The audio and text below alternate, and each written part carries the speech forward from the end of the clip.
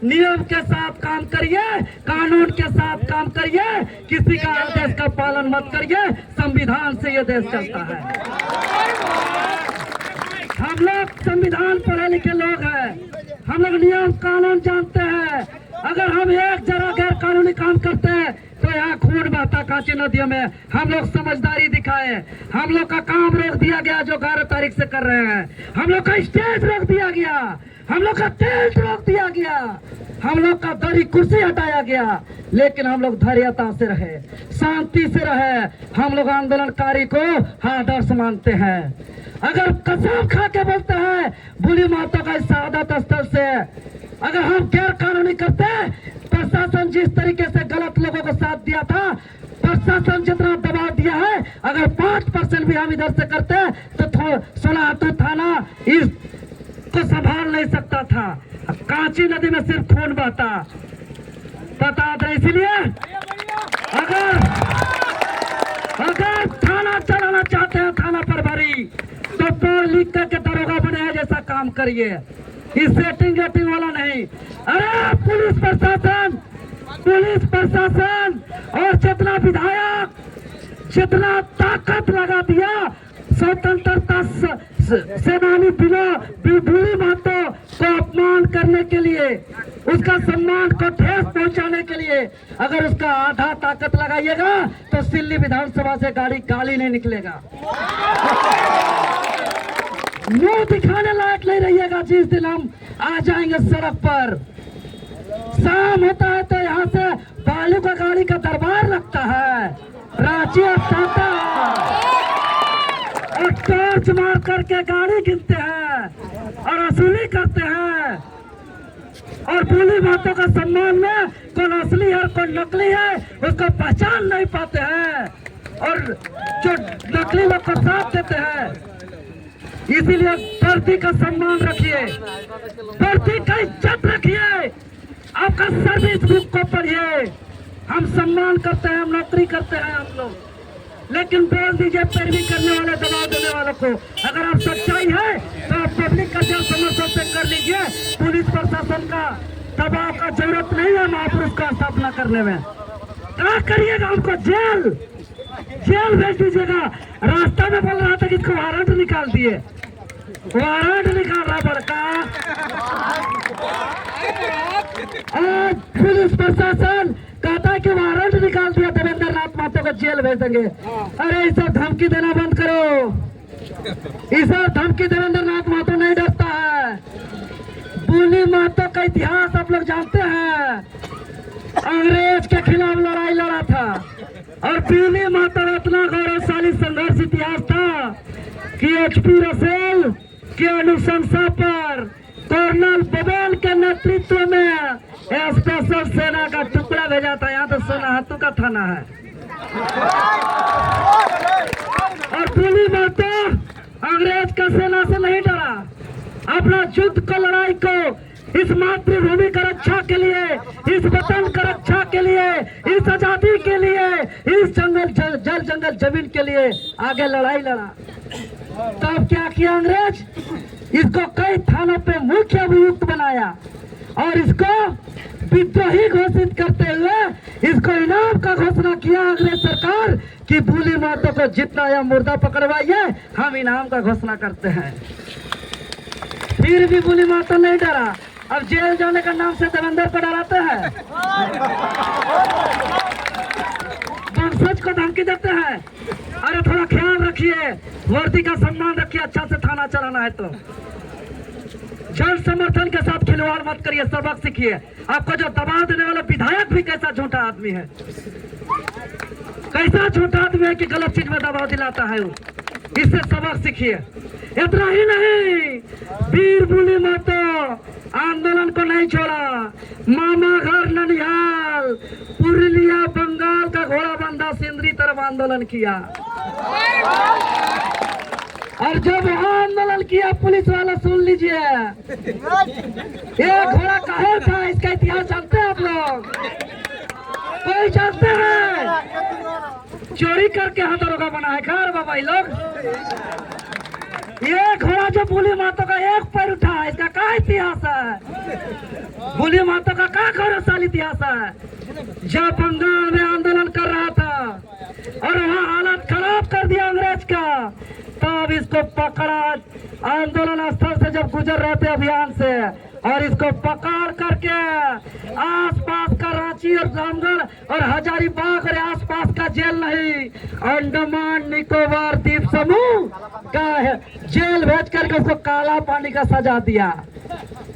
तो एक पैर ऊपर उठाने का मतलब वैसा महापुरुष का घड़ा जो जूत के मैदान से पकड़ाता है और जूत के मैदान के बाहर जो शहीद होता है उसका घोड़ा का एक पैर ऊपर होता है। देवेंद्र महतो को रखिएगा, सब यहाँ भूली महतो है, सब देवेंद्र महतो है। थाना चलाना मुश्किल हो जाएगा महोदय, गलत चीज को साथ दीजिएगा। तो यही कहेंगे, अमन चैन शांति से काम करिए, किसी का दबाव में आके काम कर मत करिए, किसी का पॉकेट का आदमी मत बनिए। चेतावनी है ये, हम लोग मरने से नहीं डरते हैं, हम लोग भूली माता जैसा शहीद होने भी के लिए तैयार रहते हैं। फांसी हो जाए चाहे यहीं पे मरने के लिए तैयार है। जेल केस धारा मुकदमा सब आदत हो गया है।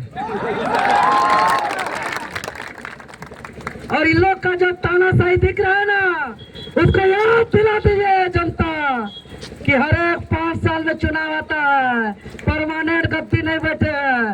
अब शहीदों का सम्मान करना सीखिए, शहीदों का सम्मान करना सीखिए। आप जो हाथों में टाइल्स लगाने से रोके, सिलापट लगाने से रोके, सजाने से रोके, स्टेज लगाने से रोके।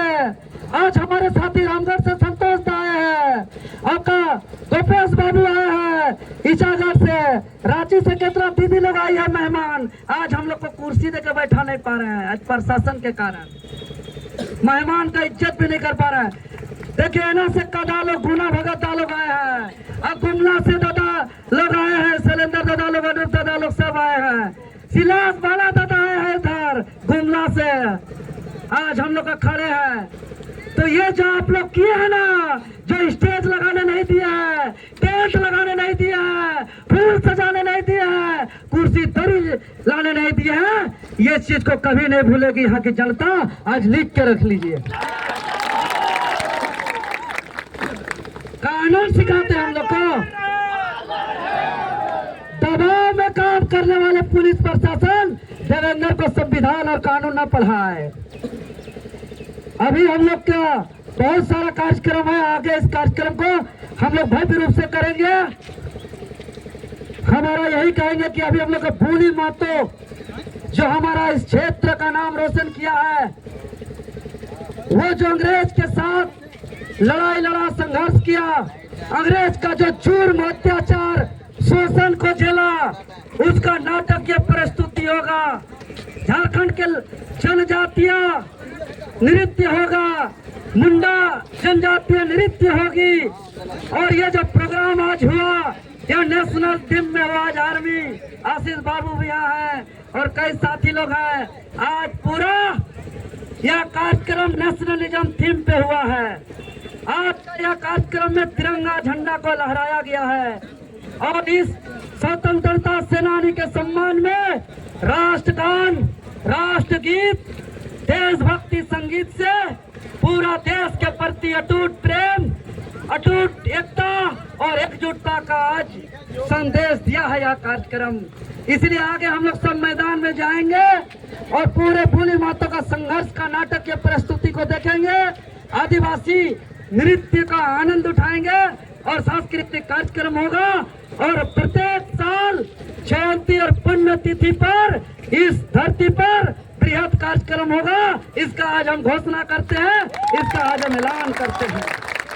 प्रत्येक साल स्वतंत्रता सेनानी वीर भूली माता के जयंती यानी आज और 27 नवंबर और इसके शहादत दिवस 14 जून, ये 2 दिन प्रत्येक साल हम लोग भव्य कार्यक्रम करेंगे और पूरे देश विदेश से हम लोग सम्मानित लोगों को आमंत्रण करके हम लोग सम्मान करेंगे और सबका हम लोग इज्जत सम्मान के साथ करेंगे। अगर हम कुछ बोले, किसी को अगर थोड़ा दुख पहुंचा तो हम माफी चाहते हैं, लेकिन कसम खा के बोले 3 दिन हम सोए नहीं है इन लोग का कारनामा से। इन लोग नहाने धोने नहीं दिया है, जितना तुन बरस करने नहीं दिया है। इतना इस तरीके से दबाव में काम करते हैं। हम तो यही कहेंगे पुलिस प्रशासन, बड़ा बाबू साहब, इतना अगर दबाव से नाजायज काम के लिए ताकत लगाना है, अब रिटाइन दे दीजिए, आप कौन खेत गोड़ दे देंगे, अब सम्मान से अब जी लीजिए। भूखे कोई नहीं मरेंगे। आप इतना संपन्न परिवार से दरोगा है, आपका पेमेंट काफी है, आपका इतना वेतन है कि आपका बाल बच्चा, आपका परिवार का भरण पोषण होगा। आप प्रशासन का काम है कानून का रक्षा करना और न्याय करना, सच्चाई का साथ देना। अगर गलत चीज को दबाव में साथ देना चाहते हैं, आप रिजाइन दे दीजिए, हम लोग चंदा उठा करके आपका परिवार का भरण पोषण करेंगे, इसके लिए भी तैयार है। लेकिन किसी को ऐसा मत तड़पाइए बड़ा बाबू साहब, किसी को ऐसे मत रुलाइए। सच्चाई को देखिए, जन समर्थन को देखिए, महापुरुष का सम्मान को देखिए। हम लोग नाम कमाने के नहीं आए हैं। आज अगर हम बुद्धि होता तो 20 साल पहले बनाते हो। मेरा अभी बुद्धि और अब अभी इतिहास में हमको मिला है, तब हम अभी बना रहे हैं। और मेरा नाम कहीं शिलापट में नहीं है, हम नाम का मोहताज नहीं है। मेरा एक ही मकसद था कि हमारा इस वीर पुत्र स्वतंत्रता सेनानी को सम्मान मिलना चाहिए। हमारा एक ही था, इसका वास्तविक स्वरूप में मूर्ति लगना चाहिए। मेरा एक ही सोच था कि एक जगह एक ही चबूतरा और एक जगह एक ही मूर्ति लगना चाहिए। बाकी जो लगाए हमको उपस्थित होने बोलिएगा होंगे, नहीं बोलिएगा नहीं होंगे। आज जनसैलाब आपके सामने हम सच्चाई बात बोल रहे हैं। वंशज भी है, हम वंशज को बोले थे हम नहीं जाएंगे, मेरा जाने से दिक्कत हो रहा है। आप लोग जा करके कर दीजिए, या जिसको दिक्कत हो रहा है उसको बुला के कर दीजिए, हमको कोई आपत्ति नहीं है, हमको खुशी होगा। लेकिन वंशज लोग का जीत और वंशज लोग का जो है कि जीत और प्यार के कारण हमको आना पड़ा, और ये लोग बोले कि आप नहीं आइएगा तो हम लोग आगे हम लोग करेंगे ही नहीं। जब वंशज पीछे हट गया कि आप नहीं आइएगा तो हम लोग अनावरण नहीं करेंगे, तब हम बाध्य होकर के आए।